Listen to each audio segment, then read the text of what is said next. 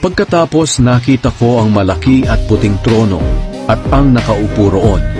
Ang langit at ang lupa ay biglang naglaho at hindi na nakita.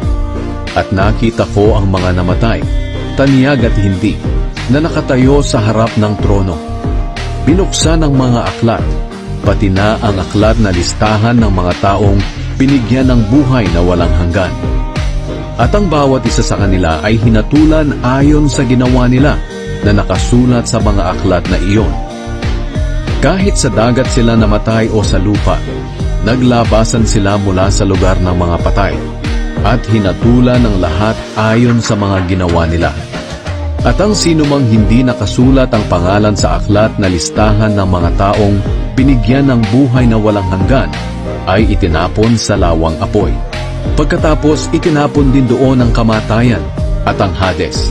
Ang parusang ito sa lawang apoy ay ang ikalawang kamatayan.